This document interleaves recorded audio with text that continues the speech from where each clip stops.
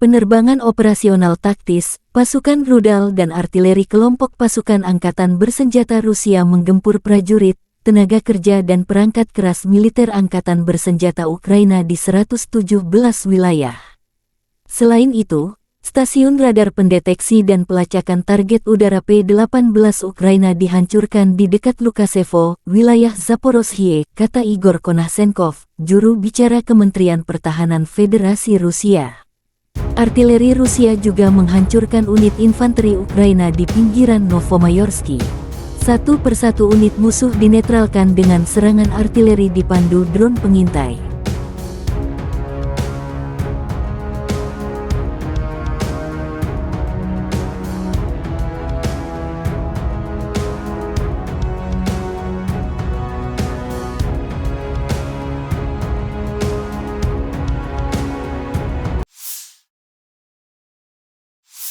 Serangan Rusia menargetkan pos komando dan observasi dari Brigade Mobil Udara ke-77, Mekanis ke-93, Pertahanan Teritorial ke-100, dan Resimen Garda Nasional Ukraina ke-15 di sekitar Spornoye dan Serebrianka, Republik Rakyat Donetsk.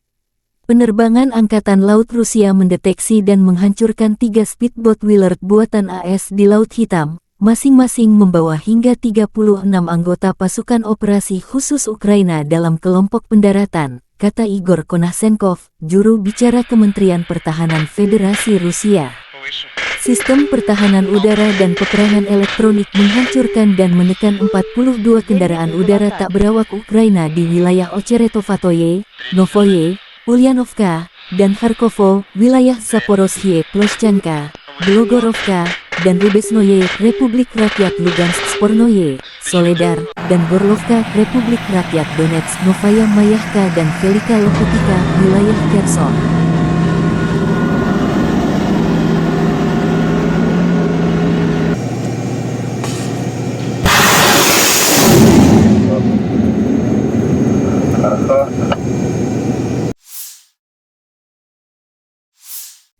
Pasukan Ukraina menghancurkan artileri berat 2 S-19 Mesta S Rusia setelah 2 drone FPV menyerang di Volodymyrivka, wilayah Luhansk. Pasukan Rusia membawa artileri terlalu dekat ke garis depan di arah Luhansk dengan jarak hanya 3,7 km dari garis depan. Operator drone penyerang brigade terpisah ke-103 pasukan pertahanan teritorial angkatan bersenjata Ukraina menghancurkan howitzer artileri 2 C-19 Mesta S milik Rusia.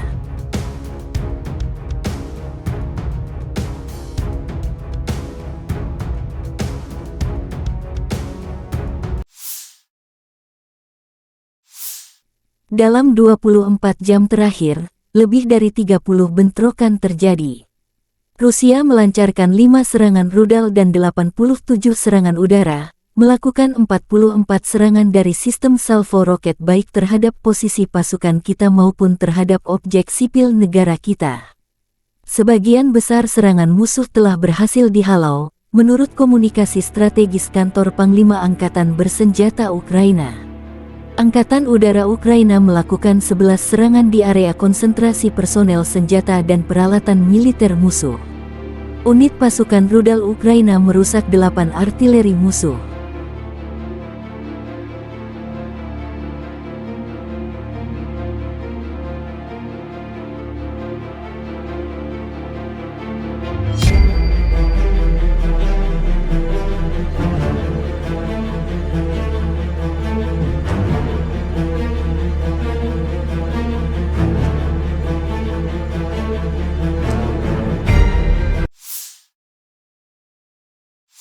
Angkatan Bersenjata Ukraina melaporkan tanggal 11 September bahwa Rusia total kehilangan 269.219 tentara di Ukraina sejak awal invasi skala penuh tanggal 24 Februari tahun 2022.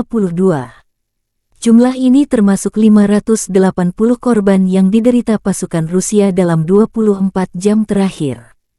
Menurut laporan komunikasi strategis kantor Panglima Angkatan Bersenjata Ukraina, Rusia juga total kehilangan 4.560 tank, 8.767 kendaraan tempur lapis baja, 5.839 sistem artileri, 760 sistem peluncuran roket ganda, 512 sistem pertahanan udara, pesawat terbang 315, helikopter 316, drone 4.628, perahu 19, kendaraan dan tangki bahan bakar 8.370, serta peralatan khusus 877 unit.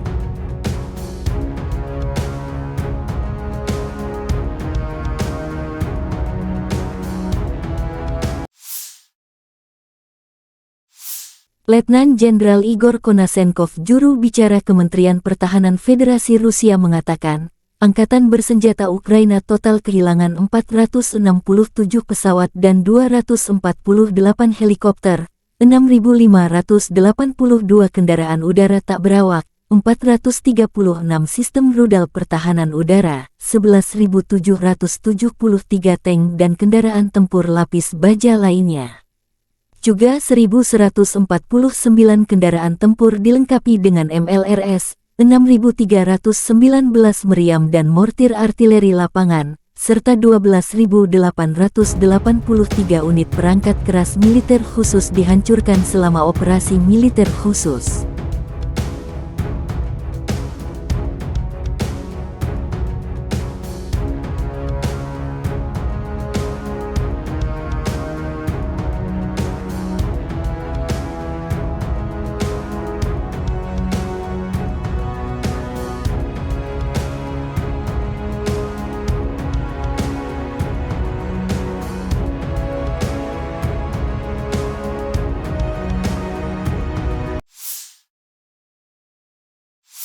Дорогі українці, українки, наприкінці цього тижня важливо сказати кілька речей.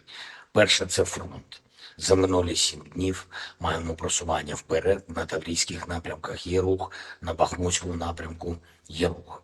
Куп'янський, Лиманський напрямки, Авдіївка, Мар'їнка. Ми там тримаємо позиції. Я дякую всім воїнам, які це забезпечують.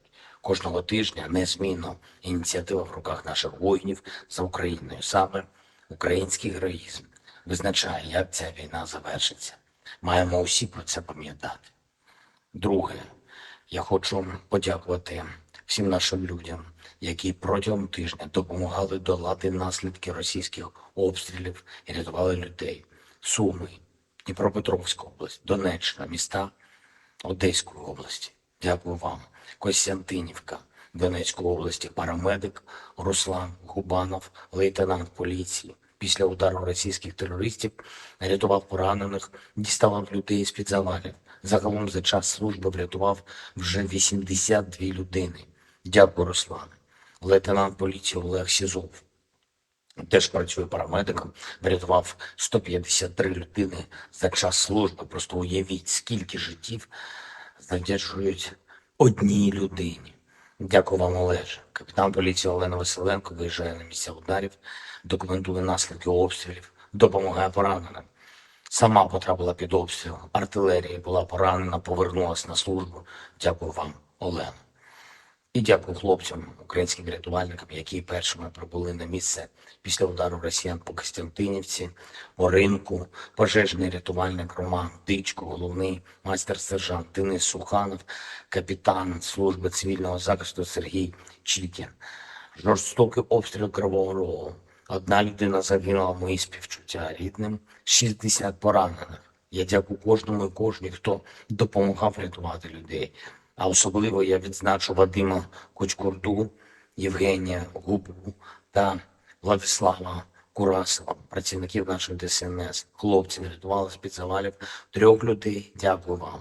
Відзначу також поліцейських Богдана Коваленка, Валерія Великого. Вони одними з перших прибули на місце удару та почали діставати людей з-під завалів. Суми. Старший лейтенант поліції Ярослав Куць прибув на місце російського обстрілу та швидко загасив вогонь у безпосередній близькості до людей, заблокованих під уламками. Я дякую вам за цю швидкість, Ярославе. Ще відзначу працівників ДСНС Сумської області, сержанти служби цивільного захисту Павло Жук, Ігор Токаренко, полковник служби цивільного захисту Сергій Галан. Дякую вам, хлопці, за те, що рятуєте життя наших людей. Одеська область, місто Ілія. Андрій Носов, Андрій Мосієнко, Андрій Василенко, наші пожежники. Я дякую вам, хлопці. Місто Рені відзначив поліцейського майора Дениса Бондаренка. Після російської атаки шахедами він врятував 4 людей, надав їм медичну допомогу і доставив в лікарню. Я дякую тобі, Денисе. І також дякую кожному українському лікарю, кожній медичній сестричці, кожному медбрату, усім українським бойовим медикам, які рятують життя наших людей, повертають українцям сили. Це дійсно велика робота, велика. Ще одне сьогодні поблизу міста Часів Яр на Донеччині російські терористи ударили по машині волонтерів. Пряме влучання з ПТРК. Станом на цей час точно відомо, що загинув канадієць Ентоні Ігнат. На жаль, ймовірно, теж загинула іспанка Ема Ігуаль. Мої співчуття рідним. Ще 2 волонтерів доставлені в лікарні Дніпра.